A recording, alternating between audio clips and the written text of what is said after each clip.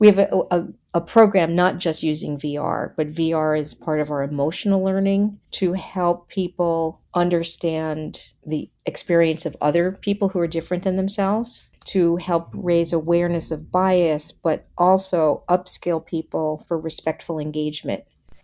This is the Rebel HR Podcast. If you're a professional looking for innovative, thought-provoking information in the world of human resources, this is the right podcast for you.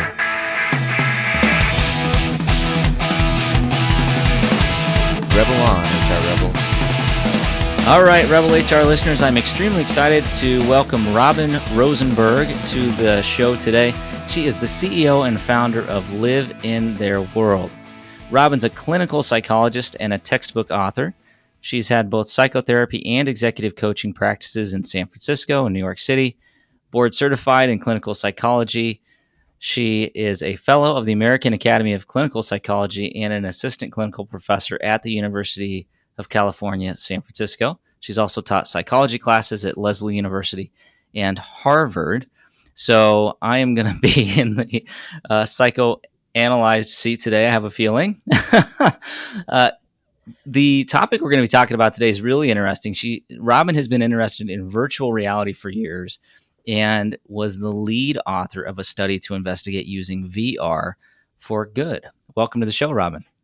Thank you so much for having me, Kyle. I'm excited to be here, and I will not psychoanalyze you.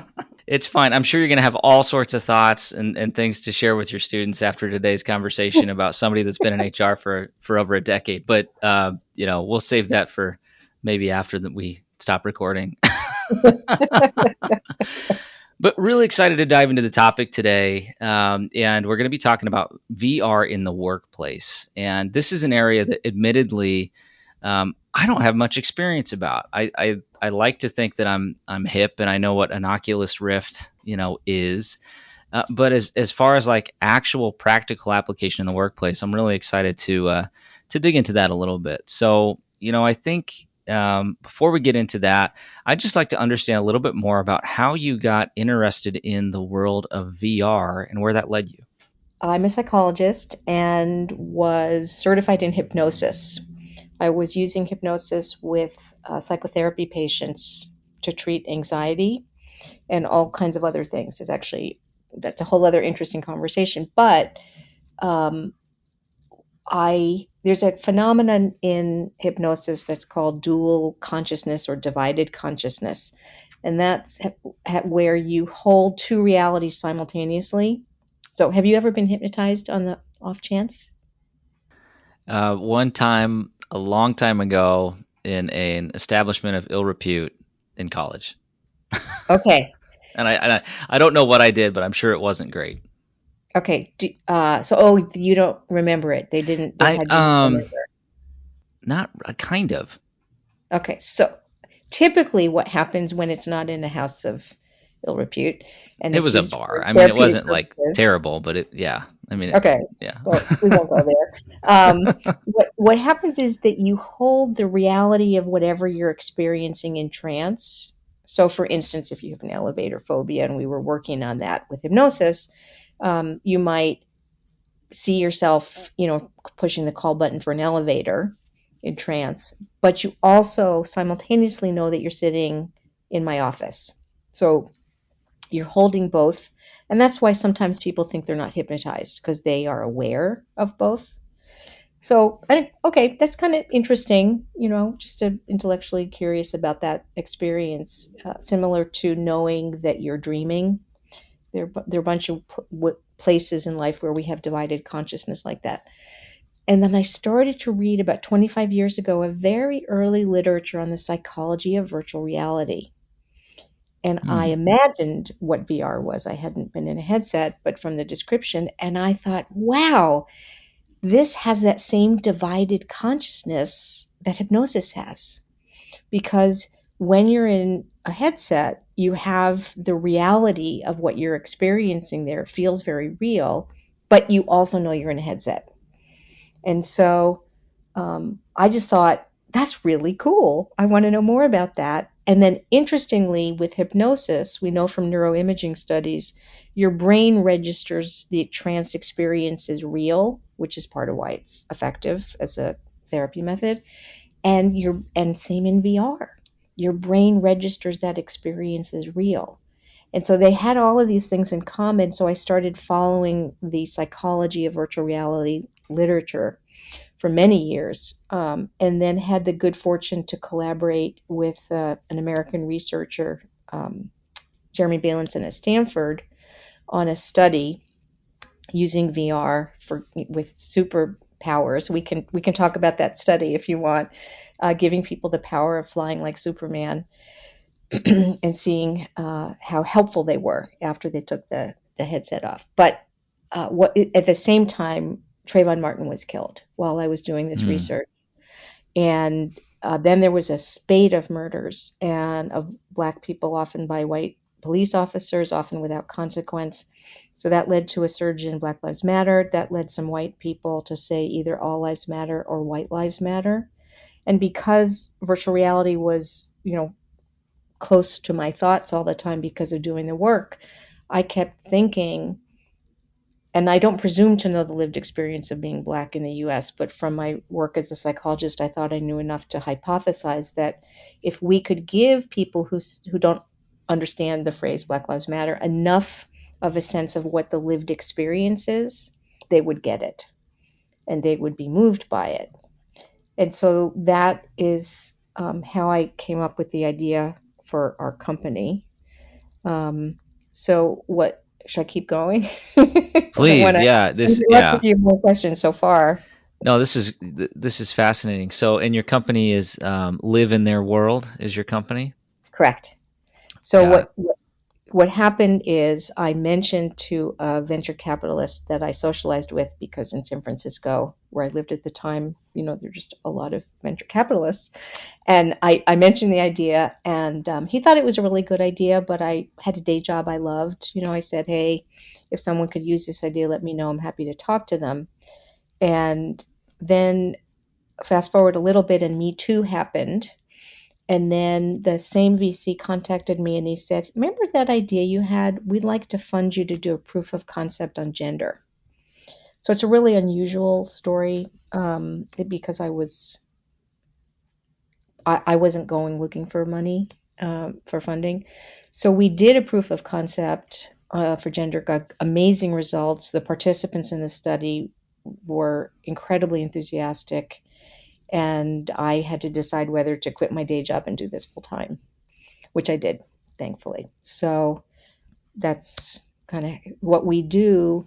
We have a program not just using VR, but VR is part of our emotional learning to help people understand the experience of other people who are different than themselves, to help raise awareness of bias, but also upskill people for respectful engagement. We call what we do civility training, because fundamentally it's about unearned respect. And, with bias, it's you're not aware of being disrespectful. It's a particular type of disrespect because of their demographic identity. But we all want to be treated respectfully as individuals. And, from an HR perspective, the cost of incivility and disrespect and bias is huge. We can talk about that more if you want, but I'm sure your listeners know all the stats. Absolutely.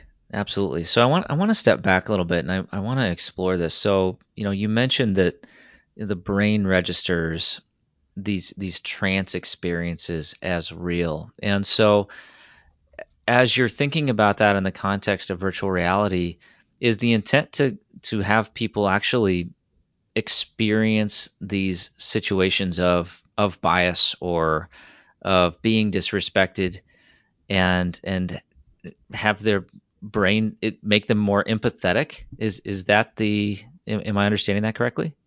You got it, Kyle. That's it. That's part of it, actually. So part of it is really deeply understanding what it is like to be on the receiving end for a particular demographic group, the ways in which bias plays itself out. um, typically. And that's not enough, though. I mean, that's understanding, and understanding is great.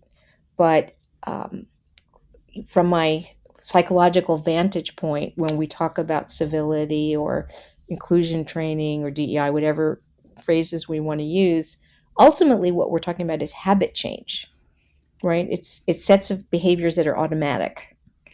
And so you have to really upskill people to get those behaviors automatic. So one and done training typically doesn't work. And part of why it doesn't work is it doesn't help instill a habit. You need distributed learning, sort of learning in small doses over time to help people consolidate the new behavior. Well, first know what the new behaviors are of what they're supposed to be doing, and then consolidate them, help them remember to do them. And then when they remember them frequently enough, they become automatic. And of course, then Interesting. there's both social accountability piece as well. Absolutely. This is fascinating to me because I think one of the biggest challenges that we face just in general in human resources is a lot of our initiatives, a lot of the things we focus on are very fluffy and kind of hard to define. So things like culture, build a culture. Well, what does that even mean, right? Or address biases. I think I don't think I know a person who says, yeah, bias is good. I don't think anybody necessarily. I mean, I think there's always exceptions, but for the most part, in general, people don't want to be biased because they know that leads to poor outcomes in a number of areas of the world. Um, but I think what's really interesting about this approach is the scientific approach towards actually kind of remapping the brain or getting somebody exposed or immersed into the actual reality of what it feels like to experience it. So how do you approach kind of actually rewiring somebody that doesn't think there's a problem in the first place? Well, there's so many great places to go with this question, and the preamble to it. So, unfortunately, some DEI training. I mean, I'm using DEI as a catchphrase again. We can talk about civility, we can talk about respect. We can ultimately, um, it's respect. But with shame and blame type trainings, what can happen is people who feel shamed and blame shut down. I'm sure you have seen this when someone mentions DEI or D&I. Some people roll their eyes. Well, maybe not when you're around, but kind of behind your back. Typically not around me, but I But know what but you know happens. it's there. Right. Yeah. Um, and so um, psychologists refer to that as reactance, which is where when someone tries to persuade you of something, you become more entrenched in your original position. So it's actually it's harmful, right? Because they become even more committed to that position, and I think Mm. that's what you're talking about. Hmm. Yeah. And so with our program with the VR component, what we're simply saying is, hey, have this experience. We're not trying to convince you of anything. Just try this out. Welcome. Just see what this is like. And again, I think people are really surprised to be on the receiving end of something they haven't experienced in a particular way before. I mean, everyone's around jerks, right? Everyone's had people. We've all in a given work week been disrespected, unfortunately. But this is a very particular way of being disrespected that we're talking about, and so it's not saying don't do this. We're just saying, hey, this is what it feels like. Right. And that's why we call this emotional learning. Our VR modules are emotional learning, and then we pair that with cognitive learning. Um, but in the VR portion, we're not just showing you the ways that bias plays out. We're also upskilling for 3 different roles, if you will, that all of us will be in a given work week. So we're the person who is disrespected. How do I handle that? Right? How do I handle having been disrespected? Where the person who's a bystander, which we want to convert to an upstander or an ally, what do I do? What do I say? And then where the person who has often unintentionally been disrespectful. And so when someone lets you know, how do I handle that?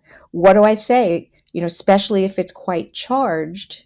And so it's, oh my gosh, so we're trying to upskill those three different positions. And those are it really talking about three different habits, if you will, right? The habit of the upstander, the habit of someone who takes feedback well and uses that. It's not just taking feedback, but sort of uses that feedback and knows how to engage. We call it respectful engagement. And the person who was disrespected, ideally, they shouldn't have to be the ones all the time sort of bringing it up. And that's how allies can be so helpful. But sometimes you have to be the one bringing it up. And so it's how to be most effective in doing that with at least emotional cost, because there's a heavy mental load to emotional toll. So those are the three sets of habits that we're trying to upskill. Absolutely. Have you seen, I mean, I know just even over the last few months, it just seems like there just continue to be such tragic headlines as it relates to racial matters. And Mhm. right now, while we're recording this right now, we're awaiting the verdict in the George Floyd case. And I mean, emotions are elevated all over. Right. And so, are you seeing an increased demand for this type of work, or what are you seeing in your work in response to some of these social issues that are continuing to? It's to me, it seems like it just continues to escalate higher and higher and higher and get more and more emotional. So we're seeing two different things simultaneously. Um, what's clear is whatever people have done before has not generally been effective. And in fact, research there it's not most DEI interventions don't have a lot of research assessing their value and their outcome. What there is, isn't great. Although we do have some learning about what's effective and ineffective, which our live in their world has made use of that. Um, so I think people realize that they need to do different things to be effective. But at the same time, I think they are understandably very nervous about whatever they do differently not being a good fit for their employees, for their company. And, that's a challenge. It is a challenge. So I think people want something different, but they're very nervous about something different. I think we're a bit different than many other DEI programs because we collect data as we go. The scientist in me, it was important first to do no harm, which is why we did a proof of concept study, right? We didn't want to get reactants, but also that we do good and that we can measure doing good. So that's built into our program, um, which I think help people are relieved by. But I get we are being entrusted with by a company with helping address a very um, profound, deep, emotional topic. And I absolutely understand the comfort of doing what you know, even if it's not as effective as you'd like. It's Absolutely. lower risk in a way. I mean, it's not really lower risk, but it feels lower risk in the moment. Yeah, I think one of the really interesting things, because I'm in the Midwest, so and from a very traditionally non-diverse part of the country. Pretty much everybody looks like me, right? And I grew up in that environment. My context is like, yeah. Had I not had some of the experiences that I had, later in life, I would not have. much understanding for the plight of people of minoritized communities. That's just a fact. Mm-hmm. I've been fortunate that I was raised by two enlightened parents that made sure I was exposed to that. But I think one of the things that I've seen through my working career is that the teams that are really homogenous and are very like-minded and from a similar background, that there's some of that psychological safety in those groups, and it can be very destabilizing to to to challenge the status quo in those groups. And but I just think this could be an application that in a relatively safe way could get somebody exposure to that and start to lay the groundwork for the action, which for me is higher diversity of thought, and go actually execute on some of your plans when it relates to hiring people that think differently for senior leadership roles, and get focus on board diversity and some of the things that will really move the needle in a big way. But this almost to me sounds like this could kind of be like a priming exercise to get a team ready for that. Yes, and in fact, I think that our program is helpful either at the front end or as a tail to make whatever happens last longer, to kind of amplify it. Um, and it is exactly what you said. It is in fact low risk because we're just inviting you to again have an experience and then pair it with sort of a deeper cognitive understanding. And the principles of civility and respect are the same across demographic groups. It's just where um, the specific ways the biases play out are a little different. Can I ask you a question about the homogeneity and psychological safety? Is Sure. that I don't want to put you on the spot, so feel free No, to tell me my no, if it's business. terrible, I'll just edit it out. It's fine. Go ahead. Okay, great. Want to make sure you're psychologically safe. I'm good. Um, so sometimes what can happen in homogenous organizations or teams is it appears that there's homogeneity. I mean, visibly that's obvious, but in fact it's not psychologically safe, and that the people who feel unsafe are quiet. Interesting. I could see that.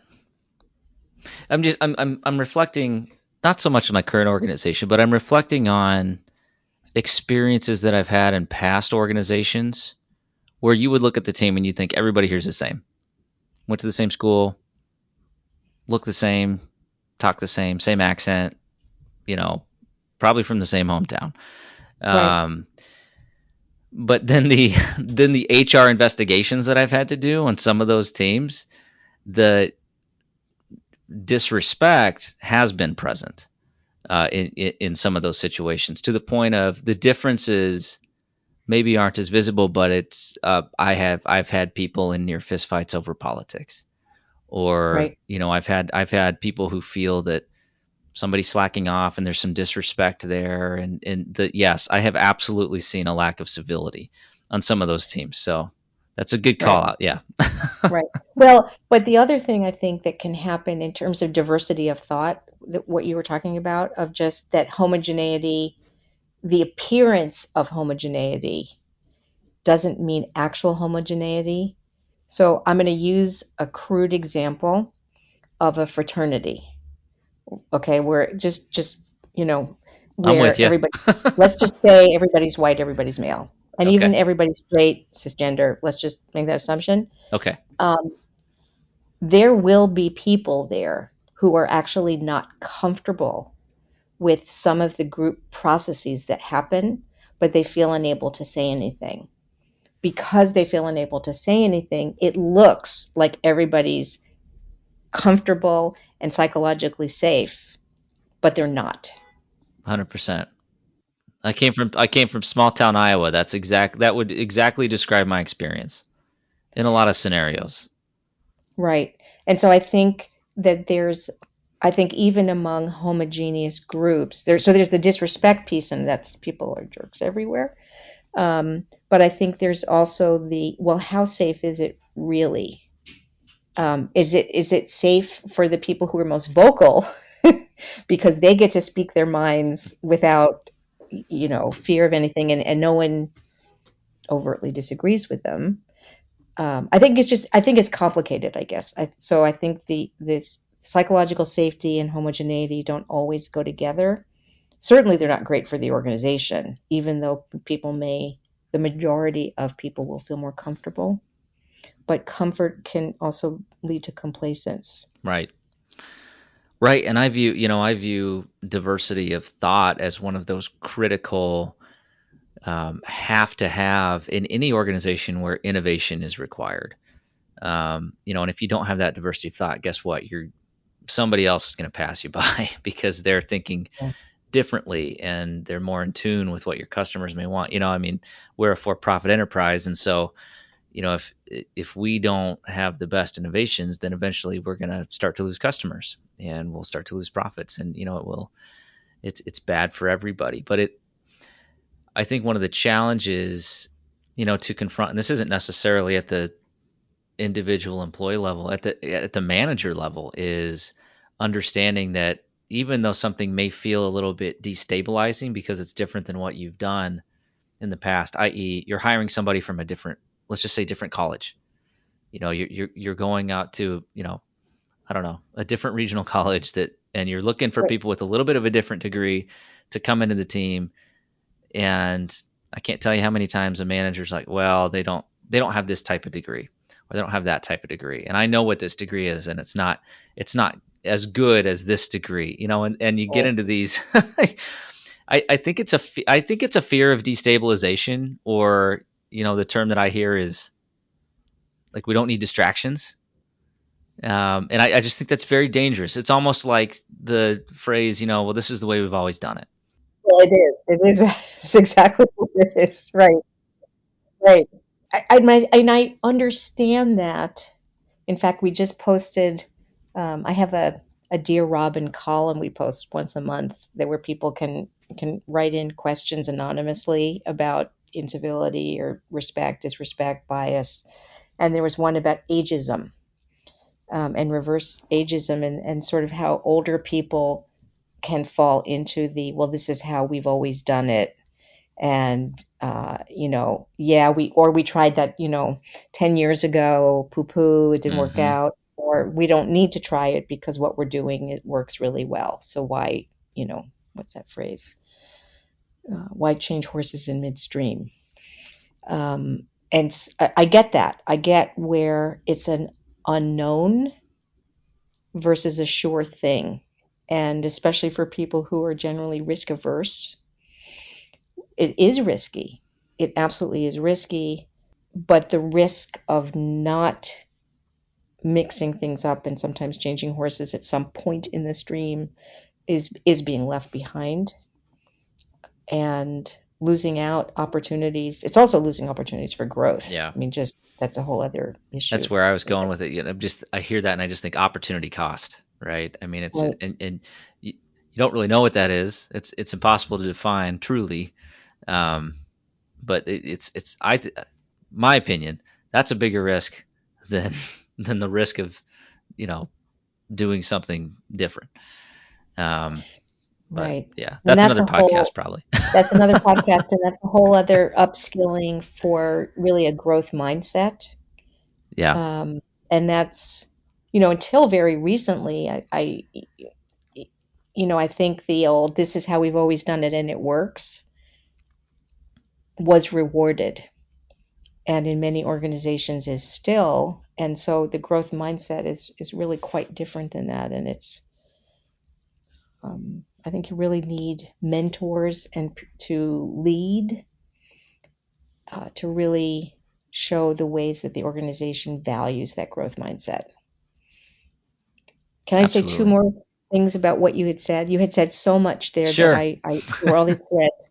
So one is when you're talking about hiring for diversity and really making that effort, and board diversity. So hiring, talent acquisition with diversity in mind is great, and there are a lot of ways to minimize the bias in the process that prevents hiring diversity.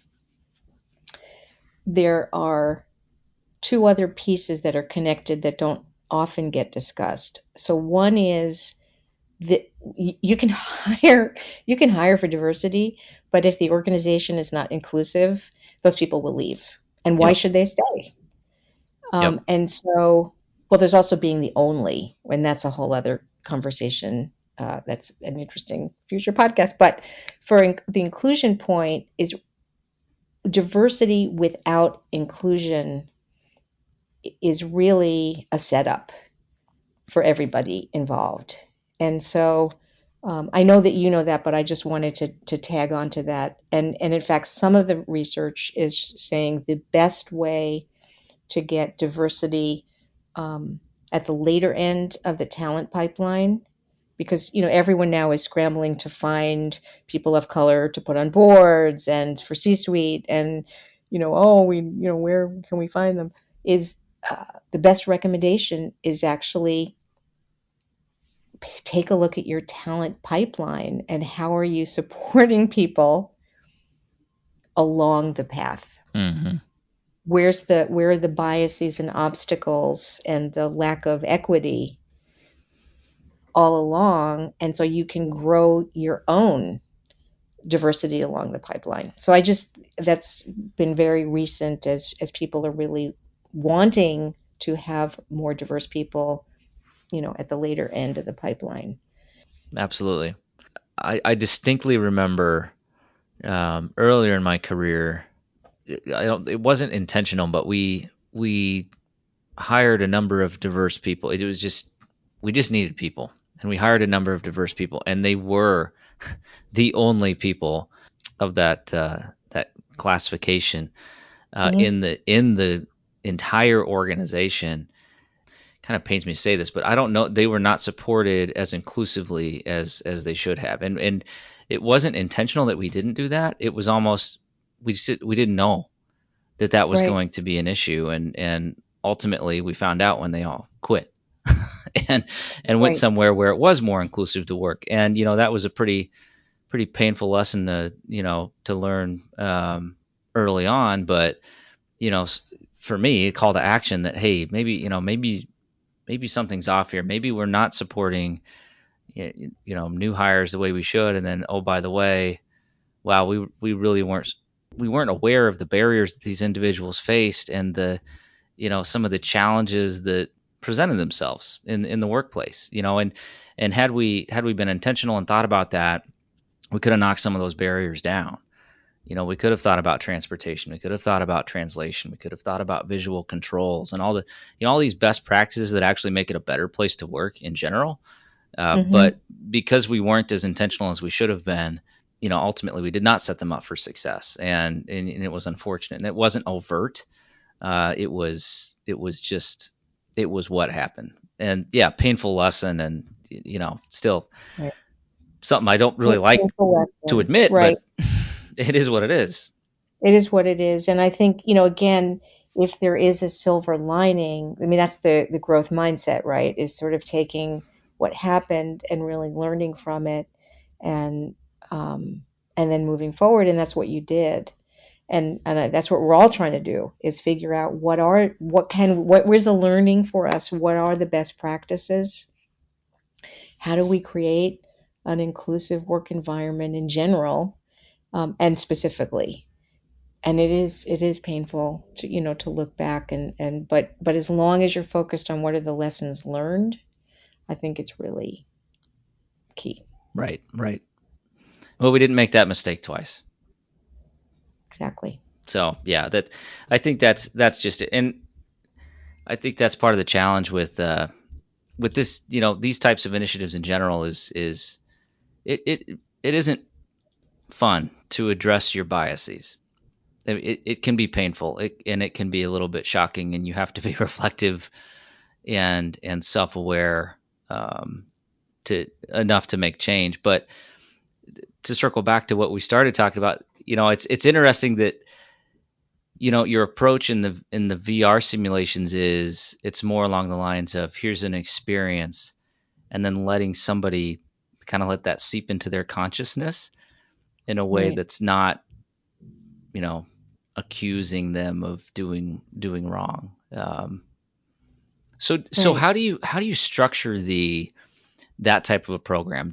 Are you taking scenarios and just running them through kind of the scenarios, or does it do you modify it for the organization? I'm just curious how you kind of tactically approach that.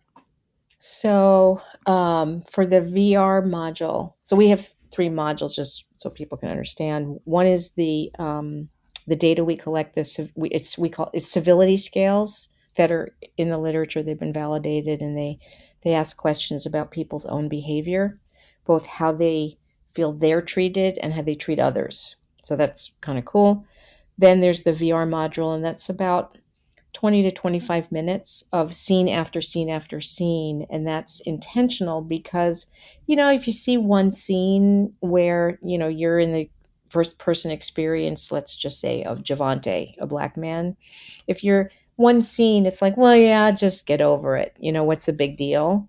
It's really seeing the cumulative toll and the different ways that bias can play out, and the dilemma about what do I do here, right? I mean, I think that's the other piece, which is, do I act? Do I not act? What's the cost of acting? What's the cost of not acting?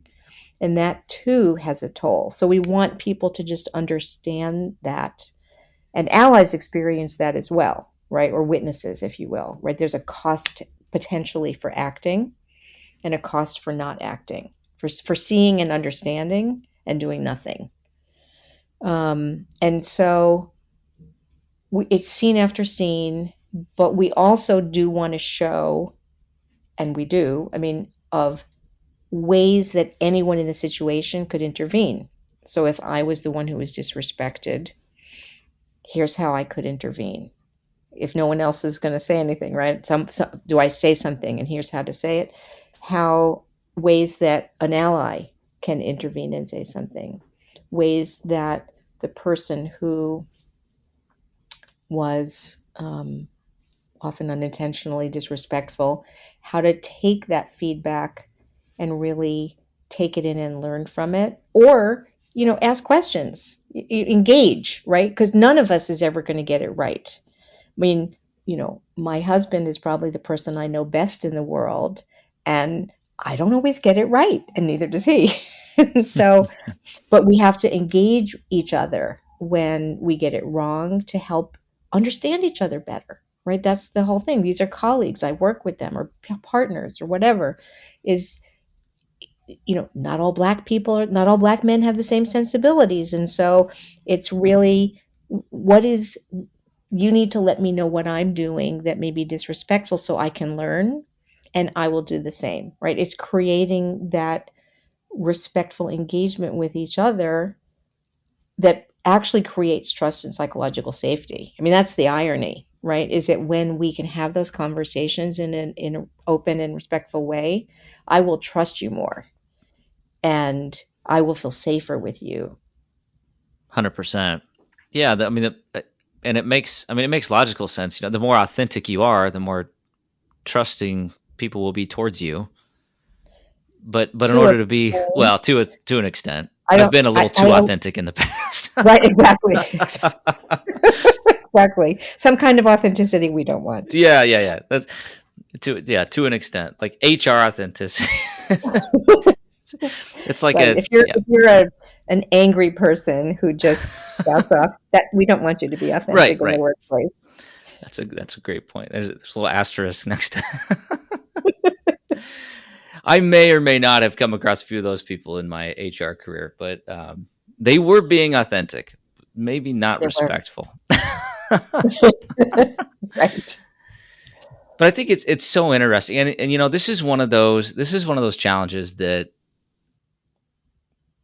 employers are struggling with. I mean, it's we want to create a safe environment for people. We want people to be able to be themselves at work, and we want to we want this to be a great place to work. But in order to do that, it's just, sometimes the steps to get there are so challenging, and every organization is so different. So, are there organizations that you have found this is really successful with, or is this kind of universally been a success in some of the scenarios that you've used this training in? I think as long as um, people walk the walk of this in the company, the leaders, it's successful. But if, as in much in life, if they say one thing and do something else, you really learn from their actions and not from their words. And so, I mean, for all of us, that's how we learn best. There was what our parents told us, and then there's what we saw our parents doing. And guess which was the more powerful. That's a whole nother podcast. that one you would be able to psychoanalyze me and my parenting style, but that we don't have time for that. We don't have time for that. Right. We always have to be careful around kids. Right. For that reason, right? They absorb everything. So, I mean, I think it's just the genuine desire, that openness and curiosity to learn, that is communicated to people. And that's, it doesn't matter what the industry is. That's the really important variable. And if it's reinforced, technically reinforced in the culture, all the better. So, for instance, is inclusive behavior, however a company is defining that, part of what is assessed or discussed at performance review, right? And that's really walking the walk. You have to, though, be very clear with people about what those behaviors are. Like, what is it that's part of the evaluation? What is it how do we assess that? But that's a really powerful statement, to say we value this so much that when it comes time for your annual review, we're going to talk about the ways that you've been inclusive or not, supported our efforts at this, or kind of gotten in the way. Right. If you want to modify behavior, you have to start to measure it, right? You have to start to measure it and ideally reinforce it. Right. What you just said is spoken like a true psychologist. Are you a psychology major? Well, I started in psychology, and then I actually I was a marketing major because I viewed that as the psychology of business. Right. And then I went into HR, which is really the psychology of business.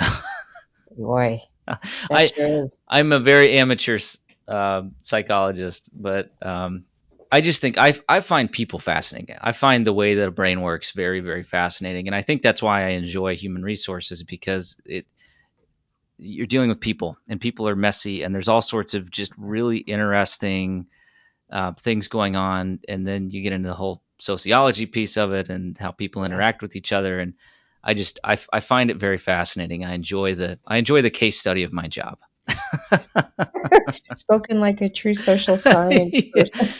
Yeah. Well, and it's interesting that in industrial and organizational psych now is a very common degree for somebody that wants to go into HR, and I think for me that gives me a lot of hope that we're going to have some really great organizations with people leading them that understand how human behavior can be leveraged for the good of a culture and a company and customers and all that. So I'm excited about the focus, and I mean this conversation. I just love this. I could talk to you for another 3 hours, and we'd still have more to talk about. So I really appreciate the work, and I had never really thought about VR in the context of building an inclusive culture, and for that I thank you for expanding my perspective there. Sure. By way of VR, I think there are a lot of other ways that VR can help in the workplace, and especially with distributed work, with remote or different field offices. There are some really cool ways where people can feel they are together in a room when they are not in a headset. There are apps that allow people to feel both they're together around a conference table, they're together sitting together watching a presentation. There are all these ways to feel co-located, I guess, even when we're not. So if you have distributed workforce, and they have a hankering to want to be in the same room and really equalize things, it's a way of doing that. I love that. And I mean, I look at that. I think that's the future of work. I mean, Yeah. we have my company has 26 locations in 11 countries, and we actually, I would say COVID was one of those experiences for us where we didn't know how disconnected we were until we all had to connect on COVID, and then we realized, oh wow, we really need to be intentional about being connected to each other. And so COVID actually, I think, helped us build a more unified culture globally, just by product leveraging some of these technological Wow. tools, and something as simple as a video call like we're on today. That would have taken a around the world tour in a full year for me to have the level of conversations that I'm having in a week. And so it's, Wow. yeah, I mean, I think the opportunity there, it's exciting. The rate of change is continuing to pick up as it relates to some of these technological improvements. I can't wait to go to my first virtual conference, but I just need someone to figure out a virtual happy hour that isn't terrible. That's all I Yeah. need. Yeah. Hey, quick question. I'm actually curious your take because you're in a great position to address this. Some of the virtual best practices is that when some people are co-located, but other people attending a meeting are not, that everyone should be on their own computer to equalize it. And I just wondered your thoughts about that. I agree 100%. I cannot stand a meeting where there's multiple people in a conference room and maybe 50% of the participants are not, because then you get this really awkward like cross table talk, and there's always a microphone interaction and background noise. It's very distracting, but it does make anybody who's not in that room feels excluded. Right. They're not in on the conversation. They can't understand it's yeah, I'm an all or nothing kind of a virtual meeting Cool. fan. Thank you. So, yeah, it's a great question. And one of those, we tried to do that. I had a few employees who are fully vaccinated, thankfully, and they tried to do that on a recent call, and it was a cluster. It was a mess. It was so distracting. I was just like, guys, go back to your desk. Just go to your desk so we can actually like talk, and I can't hear everything in the background. Yeah, I'm with you on that. Cool. I think it's an interesting tension of people really wanting to be in the same room together because of feeling deprived, but but it really does create a sort of two tier system. And aside for the technical issues of noise, Yeah. but thank you for that. I'm sort of doing a little poll when it's Sure. relevant. Yeah. Sure. I think, yeah, in the same context, I think there are some interactions that do need to be, given the current technology, need to be in person. And I think I've had meetings recently about talent development and career planning and organizational design and organizational development, and some of these things where you just you have to be able to interact in a really, I don't know what the right word is. You just kind of have to be in the room where it happens, to Hmm. quote Hamilton. but I still think there are some of those interactions. So I don't think that virtual work is going to be permanent for all positions, and I'm not necessarily in that camp. But I think it's helpful in certain situations, and then there are situations where in person is just better. So Interesting. anyways. All right. Well, we are steadily coming in on time here, and I want to be respectful of your time. So we're going to shift gears and go into the Rebel HR Flash Round. All right. Great conversation. I'm fascinated to hear your responses. All right. Question number 1. What are you reading right now? I just finished reading the novel Outlaw by Anna North. Question number 2. Who should we be listening to? Oh man, we should be listening to your podcast. Well, thank you for this. Shameless plug, but I appreciate that. Yeah, I've had guests never know how to. I love that question because I've had some guests say like a band, like, "Hey, this is a great band right now," and then I've had some who give me a laundry list of like professional speaking Got it. people to follow. So The thanks for plugging the Beatles, podcast. always the Beatles. I'm a big And you. Beatles fan. So my not so much lately. Now we're doing like music videos, but my 5-year-old, her thing is Yesterday. She loves the song Yesterday, Oh. and God bless her, she doesn't know any of the words and she can't stay on pitch at all, but she kind of mumbles the words along to the song on my iPhone, and it's Oh, adorable. So that's so cute. That's really cute. They're timeless. It's amazing, actually. I'm a musician, and I'm so humbled by really what they created. Talk about innovation and coming without biases, right? yeah, Of this is how it should be done. Just yeah. Sorry, total digression there. it's all good. I'm a big Beatles fan. So all right, last question: how can our listeners connect with you? I Let's see, LinkedIn. Uh, there are other Robin Rosenbergs, so just look up Robin Rosenberg psychologist or Robin Rosenberg Live in Their World. You can look up Live in Their World on LinkedIn. We are on Twitter as Live N, letter N, Their World, because that was the absolute maximum number of letters you could put in a Twitter handle. Our website is liveintheirworld.com, and you can contact us there. And then, just so you know, if any of your listeners want, we have a white paper on the best practices of giving and receiving feedback. That's on our website, liveintheirworld.com/publications, and it's right there. So Perfect. it's culled from sort of a variety of different sources of what we know. Perfect. We will have all that in the show notes for our listeners. Robin, it's just been absolutely wonderful conversation. Thank you so much for sharing some of your wisdom with us today, and really appreciate the time. Thank you. Kyle, thank you, and thank you for sharing your wisdom. I really appreciate it. Take care. All right, that does it for the Rebel HR podcast. Big thank you to our guests. Follow us on Facebook at Rebel HR Podcast, Twitter at Rebel HR Guy, or see our website at rebelhumanresources.com. The views and opinions expressed by Rebel HR Podcast are those of the authors and do not necessarily reflect the official policy or position of any of the organizations that we represent. No animals were harmed during the filming of this podcast. Baby.